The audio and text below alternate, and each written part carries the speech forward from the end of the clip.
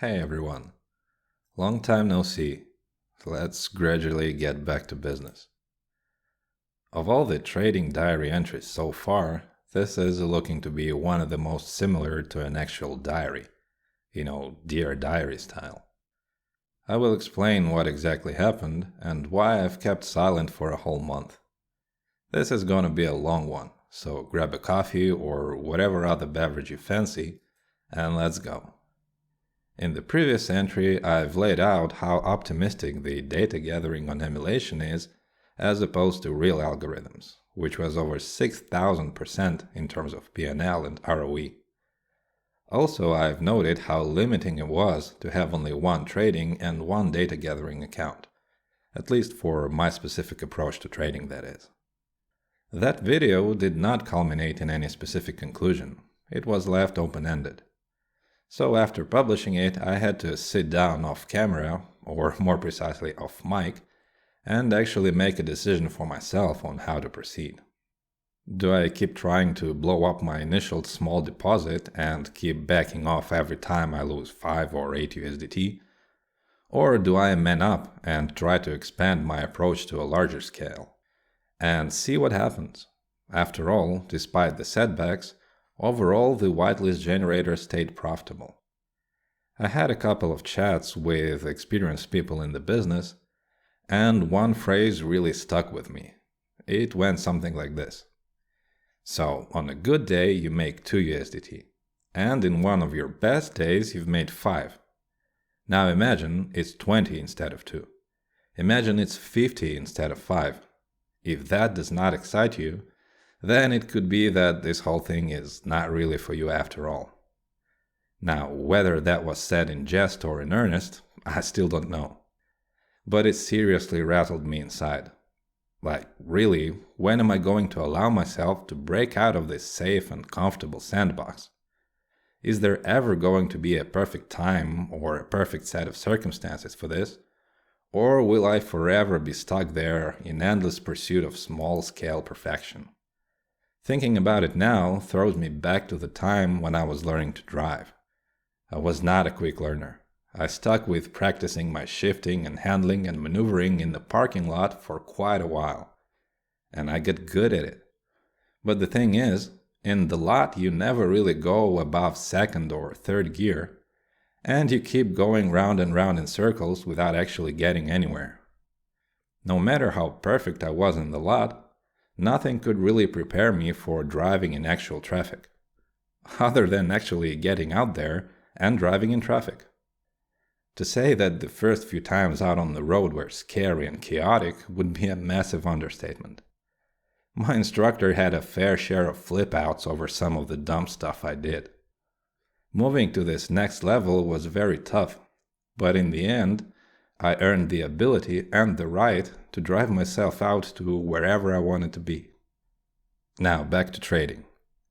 After that moment of tough love mixed with encouragement, I decided to dive in pretty much head first, to get that tough transition out of the way as quickly as I can. So I set up a bunch more accounts, funded them, and prepared to up the ante. The idea was to expand both horizontally and vertically. And by that I mean more distances for real data gathering algorithms and higher order sizes for actual trading algorithms.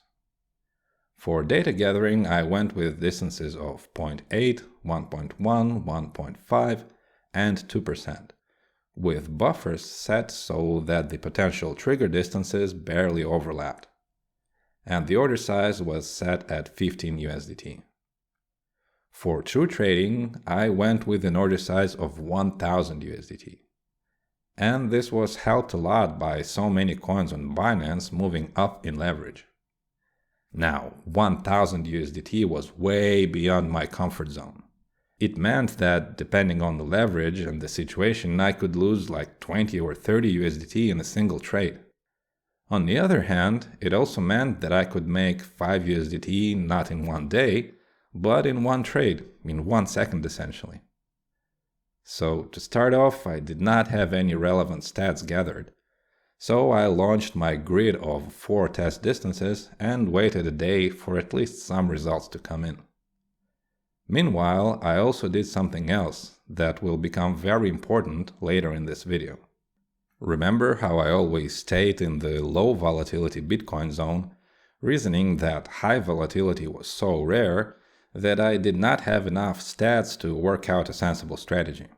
Well, this time I decided to try anyway. I took as many coins as I sensibly could and spread them out across my available accounts, making sure to combine them into groups with similar leverage profiles to optimize the use of my margin. Then I set a single distance for the buy side and the sell side, which I thought to be reasonably safe, such as 1.7%. And then I specified that these algos should only turn on during high volatility, leaving room for my low volatility algos to operate unobstructed later. The thinking behind this was similar to the safety in numbers hypothesis. In a nutshell, it states that an individual is more safe while being part of the group rather than when being alone. So I thought that, in contrast to my low volatility strategy, where I try to single out the best of the best, here I will try to cover as many coins as I can, and even if some turn out to be a disaster, the group as a whole will survive and compensate for the losses. So there. I set the order size again at around 1000 and left them alone to sit there and wait for any sort of volatility. We will revisit how this turned out a bit later. Back to the flat algorithms, I was so pumped up and eager to get into the higher volume trading that I decided to run the whitelist generator based on a single day worth of data. And here came the first signs of trouble. Erasing my previous emulation-based stats from the file and pasting fresh data from my new data gathering accounts literally broke my generator. And I don't mean that some part of it stopped working. The whole thing got corrupted and there was no way to restore it to its former glory. Upon opening the file, Excel would just give me an error message and offer to repair the file. But once it did, all pivot tables turned into basic regular cells, making it completely unusable for generating any new whitelists. I was stumped. My main, and really my only tool, was now broken, and rebuilding it to the required level of detail would take days.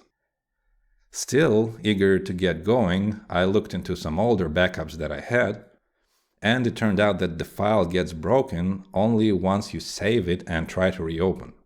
But if you don't save, you can still generate something viable. So that's what I did. Well, the trouble did not end there. The very first day after launching my new whitelists, I got a result of minus 33 USDT. Mentally, that was a big deal. It was such a major loss, especially in a single day, and the pressure to stop everything immediately was extremely high. But I found it within myself to persevere and leave everything be.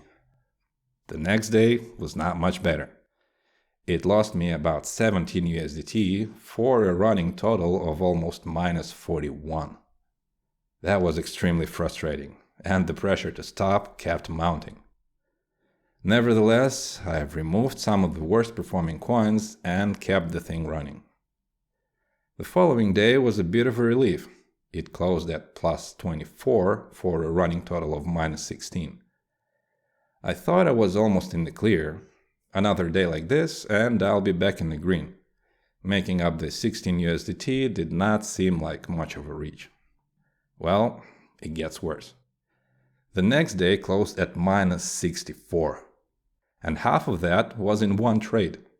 Tomo, you bad dog. But that was really a mistake on my part though. You see, Tomo was at leverage 10. And when a few days prior I rushed my whitelist generator, I forgot to exclude it on that basis. A costly oversight to say the least.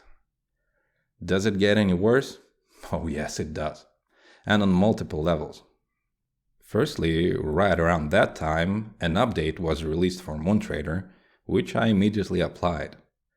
For some reason, it made my terminal very sluggish, From what I can tell, it did not affect the performance of the core itself, but managing things in the interface became quite a chore.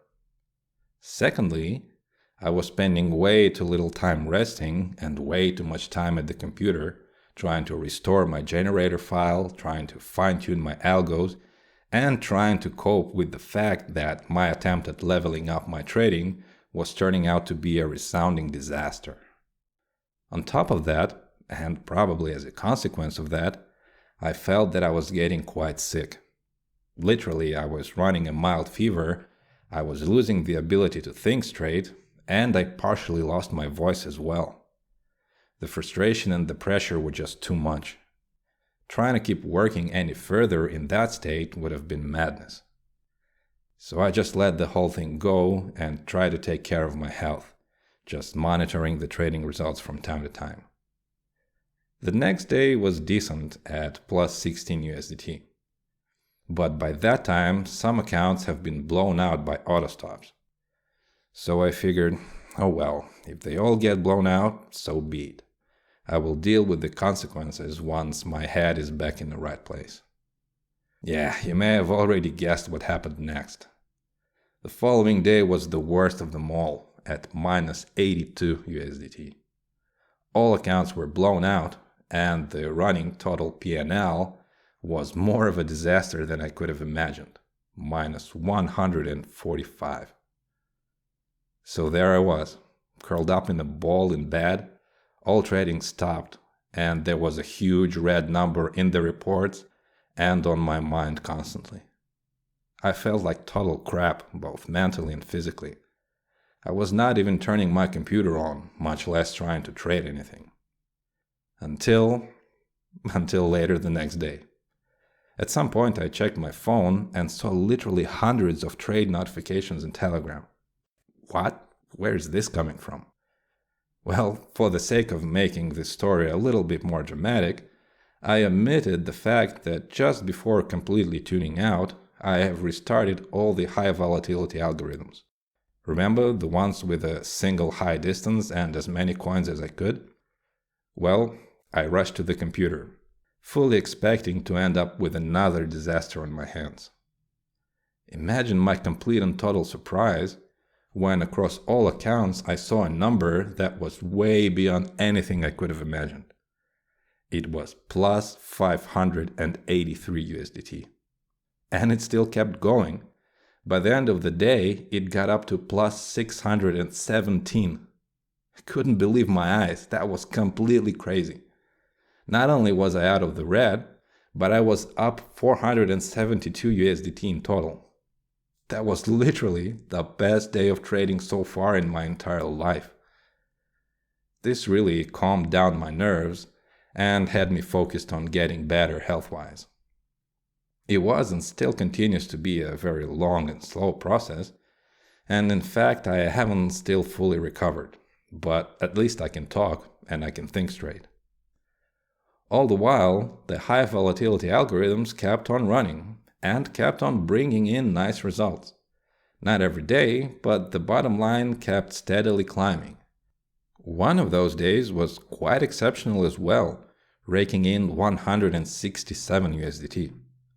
Eventually, by the end of the month, my total PNL was 739 USDT. That is an absolute miracle, especially taking into account that earlier in the month I was down almost 150. So that's the story of last month. There's so much more stuff to dig into in later videos, and I've only really scratched the surface by looking at the daily PNL numbers with no additional analysis whatsoever. Then there's the question of how my real data gathering algorithms have been doing all this time, and how the high volatility algorithms could have performed even better, or how to restore my corrupted whitelist generator back to health, etc., etc. This all will come later. At the moment, I am the happiest I've ever been with my trading results. Whether it's due to perseverance, or luck, or encouragement, or all of the above, but I feel I have stepped into some sort of higher level, where making or losing $8 is no longer a big deal at all. Don't get me wrong, making $600 or even $100 in a day is still significant. But my comfort levels have expanded.